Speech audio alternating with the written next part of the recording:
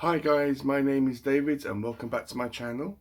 Today I am going to be reviewing the Blood Beast Mutations by Carl John Lee. This was kind of recommended that I do, or suggested that I review this book by an individual called John Walsh. He watched my review that I did on the last Carl John Lee book that I talked about, which was Horror House, and he just wanted me to talk about this one, as I presume he wanted me to, to hear my feedback and thoughts on it. Because I've already read this one once before, so this is the second time I've read this book, I thought, yeah, sure, it's quick, it's just under 100 pages long, so really short and sweet, and yeah, this is going to be what I'm going to be talking about today. So this is going to be a spoiler-free video, and this is going to be my own thoughts and feelings regarding this book. So the Blood Beast Mutations is a story that was inspired by the coronavirus, and the whole setting of it, because it's set in a time where a virus is happening. It's not specifically said that it's the coronavirus. It's not very similar, but there are certain things that happen that are very similar to what happened during the virus's time. So we are following our main character called Dan, who at the start of the book, he is with his wife, who he absolutely adores. He loves his wife. There is no domestic abuse or violence or anything like that. I'm pretty sure they don't even disagree on anything. They are completely in love with each other. And Dan's wife is called Cassie. And at the start of the book, there's all this talk and rumours and videos about this virus that's happening. And at first, people don't think that it's a real thing. After Cassie comes down with this virus, she gets taken to hospital, and Dan just goes on with his life, thinking, okay, Cassie's in hospital, that's where she has to be, and he's just going through the motions until she gets better and comes home. But society has crumbled significantly because of this virus. When people get this virus, we soon discover that there's something growing inside of their bodies that is a creature of some sort, and it when it is ready, it comes out of the body, explodes out of the body, killing its host, so it can roam around and cause chaos and kill people and eat people and all that stuff. I don't think it's really explained about how the virus is transmitted, whether it's through the air or whether it's through a scratch or a bite from an infected person. But it results in a lot of people staying home. There is no one out in the streets. This is actually worldwide as well. And it's pretty much like the coronavirus. Everyone's wearing masks and trying to keep safe and social distancing and all that stuff.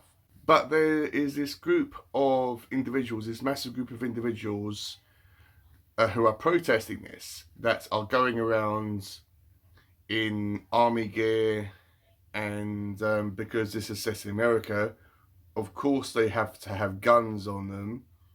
They are extremely stupid, extremely led to believe what they are told to believe by political leaders. The president is mentioned in this. The president of the United States of America is mentioned in this book. It's not specified that it is Trump, but I mean, it could, or it could be, or it could not be. I suppose it's down to the readers and readers' interpretation of the what the president or who the president is in this book. Make America Great Again is mentioned in this book as one of the quotes, and a hat that one of the people actually wear.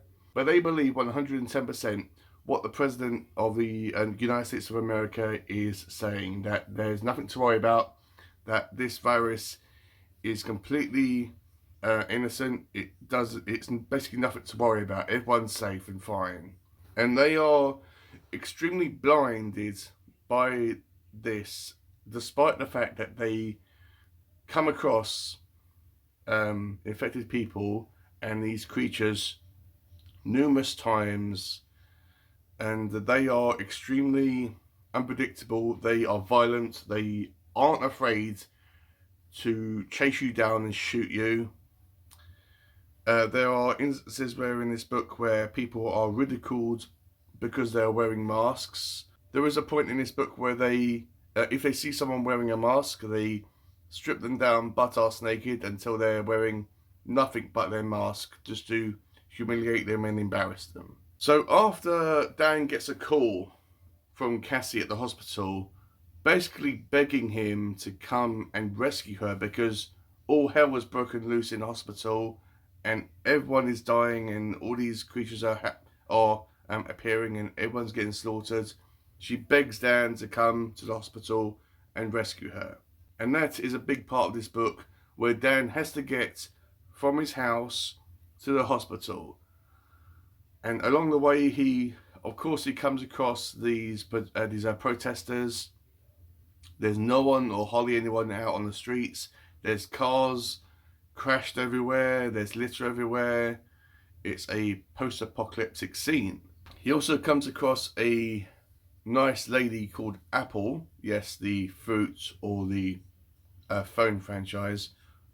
It's kind of funny that I mention that because the fact that she's called Apple, he says, "Oh, like the phone," and she says, "No, like the fruit," and she says, "Well, I don't want to get sued by a company." But Apple is a very sweet woman. Dan tries to help her out as best that he can. It doesn't turn out as expected for Apple. And when Dan eventually gets to the hospital, he encounters something that shocks him to his core, that is the kind of defining turning point for humanity. Like, if this happens, humanity will be destroyed, or that's the or if it goes past this point, then humanity won't be the same ever again. That maybe these creatures will win, that they will kill everyone and inhabit this world. So that's as far as I want to go with that. This book was the first Carl John Lee book that I ever read, because I got this one from my Vulnerable Book Club box ages ago. It's not a signed copy. It would be nice if it was, but it isn't. But funny enough, this isn't the book that inspired me to get everything that Carl John Lee ever wrote. That went to Psychic Teenage Bloodbath 1, because there's 2 now. This is a really good book. The characters in this are really good. I cared for them. I wanted to know what was happening to them or what was going to happen to them. The story flowed in a good way.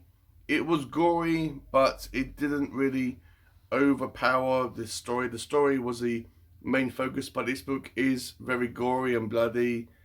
And I mean, it doesn't go in super depth because it's a very small book.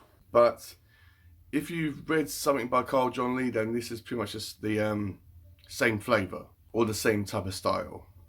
And I like it how it has kind of a realistic portrayal about what would actually happen during a monster outbreak or a zombie outbreak. These aren't zombies, but it's probably the closest thing that I could describe them as being, as it portrays about what would people actually do during this horrific situation. I mean, they would stay inside. They would not help people, despite how dire the situation was. They would kind of keep to themselves and try to survive and ride it out. And how you would have all these protesters and all these people kind of going around saying that it's BS, despite the fact that there's clear evidence saying otherwise. So why didn't this book inspire me to pick up everything that Carl John Lee ever wrote, despite the fact that I loved it so much?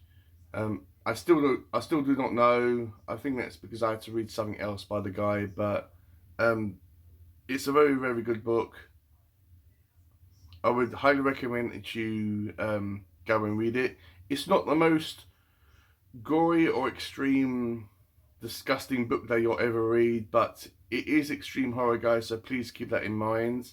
But if you are a horror fan and you want to read something a bit more outrageous and a bit more insane, then I would definitely pick up this book or anything else by Carl John Lee, as I'm kind of on a mission to read everything that the guy has ever written. I've got 3 books and 1 short story that I need to read by the guy. So what I'm going to rate this book, I'm going to rate it a 5 stars out of 5. It probably doesn't deserve it, but I enjoyed it. I went on this ride with Dan and Apple and Cassie and all these other characters, and I felt that I was in this world with them and on this journey with them, and I had a lot of fun reading this book as well. So let me know, have you read Blood Beast Mutations? What did you think about it? Have you read anything else by Carl John Lee before? I think probably the next thing I'm going to read by Carl is Horror House 2. And if you haven't read Blood Beast Mutations, let me know if I've maybe encouraged you or inspired you to pick it up and give it a chance. If you do, it's not going to take you too much of your time. It's very small. The font's kind of standard size, but it shouldn't take the average reader more than 3 or 4 days at best to read this. So guys, that's been my video. Hopefully you enjoyed it. And with all that out of the way, I'll see you on my next video.